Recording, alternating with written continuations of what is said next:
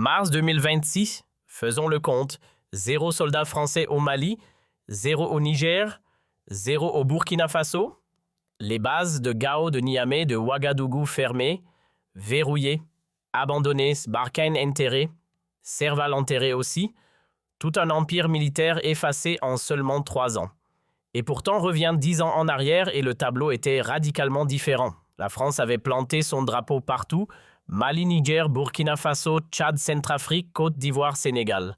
Des milliers de soldats déployés sur le continent, des avions de chasse qui décollaient quand Paris le décidait, des drones, des blindés, toute une machine de guerre installée comme à la maison, parce que c'était bien ça le sentiment.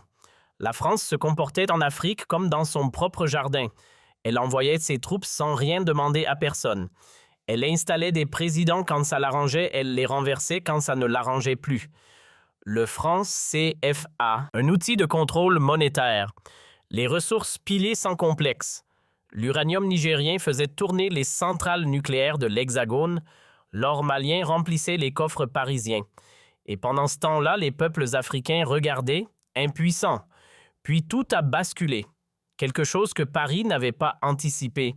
Quelque chose que les experts occidentaux avaient totalement raté dans leurs analyses. Le Mali a dit dehors. Le Niger a dit dehors. Le Burkina Faso a dit dehors. Et en janvier 2024, ces 3 pays ont scellé leur rupture en créant l'Alliance des États du Sahel, l'AES, la France chassée. Et pourtant, au cœur de toute cette histoire, il y a un acteur qu'on oublie systématiquement. Un pays dont on ne parle pas assez. L'Algérie. Mais avant d'aller plus loin, prends une seconde pour t'abonner et laisse-moi un commentaire pour me dire d'où tu nous regardes. Que tu sois à Alger, à Bamako, à Niamey, à Ouagadougou, à Dakar, à Paris ou à Montréal, peu importe cette histoire-là, elle te concerne directement. Maintenant, pour saisir pourquoi l'Algérie a été un acteur central dans l'effondrement de l'Empire français au Sahel, il faut d'abord ouvrir une carte. La géographie, c'est tout. L'Algérie touche directement le Mali, elle touche directement le Niger, plus de 2000 km de frontières partagées. La frontière sahélienne la plus longue qui existe, et ces frontières-là, elles ne traversent pas n'importe où. Elles traversent certaines des zones les plus violentes de la planète, trafic d'armes, trafic de drogue, groupes terroristes, le GNIM, l'État islamique au Sahel.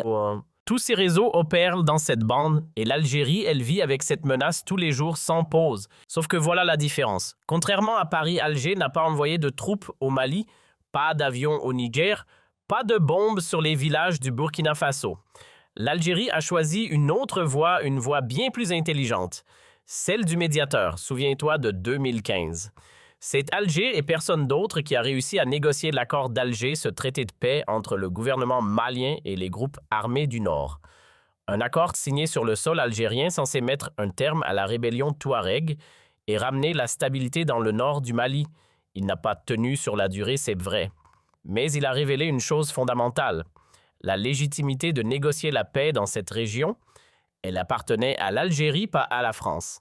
Et pourquoi Paris en était incapable? La réponse est simple, parce que Paris était juge et partie, des soldats sur le terrain, des intérêts économiques massifs, l'uranium nigérien, l'or malien, les contrats d'armement. Comment veux-tu être perçu comme impartial quand tu as autant à gagner? Regarde la position d'Alger. Aucun intérêt économique direct au Mali, aucun au Niger, pas un seul soldat sur place.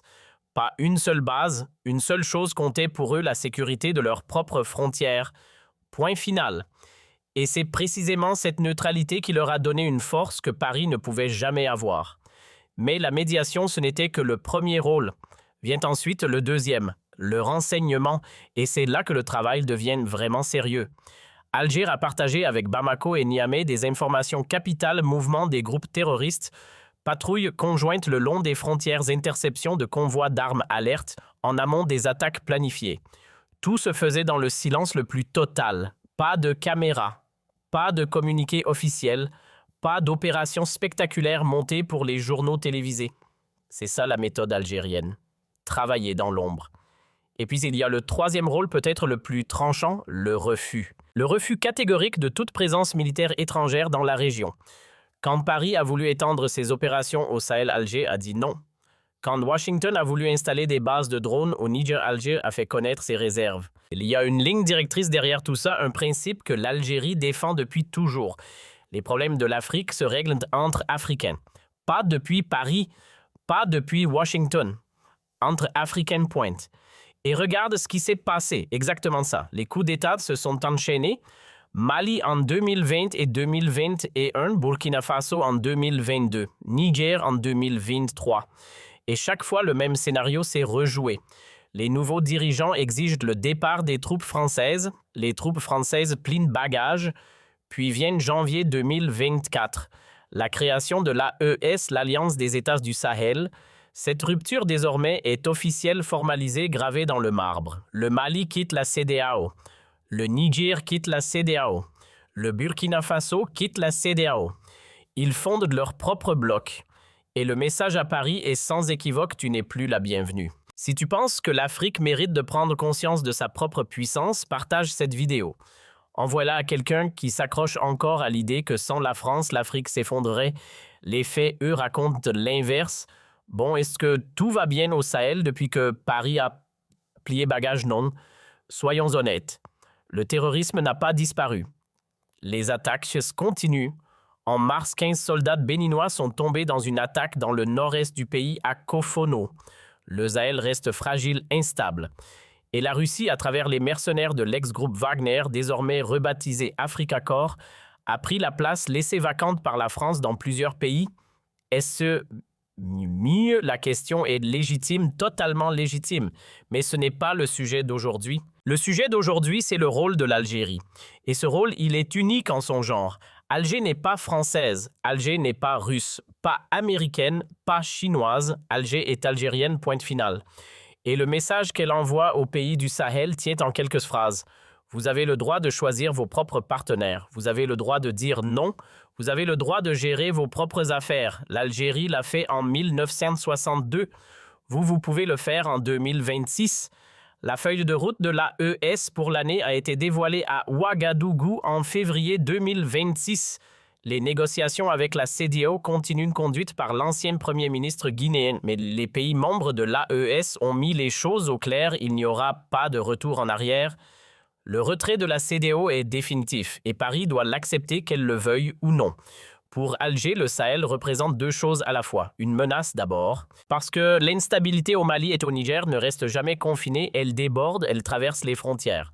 Mais aussi une opportunité, parce que l'Algérie peut se poser en leader naturel de la stabilité à la fois en Afrique du Nord et au Sahel. Un pays qui ne colonise pas, qui n'exploite pas, qui ne menace pas, mais qui stabilise, qui médie, qui protège ses frontières sans avoir besoin d'envoyer ses soldats chez les voisins. Maintenant, à toi. Dis-moi en commentaire ce que tu en penses. Est-ce que la France est définitivement finie en Afrique ou est-ce qu'elle trouvera un moyen de revenir par la fenêtre? Et quel rôle l'Algérie doit-elle jouer dans le Sahel de demain? Le débat est ouvert. Et dans la prochaine vidéo, la dernière de cette série, on va plonger dans une affaire explosive. L'affaire qui a empoisonné les relations entre Paris et Alger. 1 million d'euros, Bolloré News, l'extrême droite, et toute une guerre des récits que tu dois absolument décoder. Ne passe surtout pas à côté.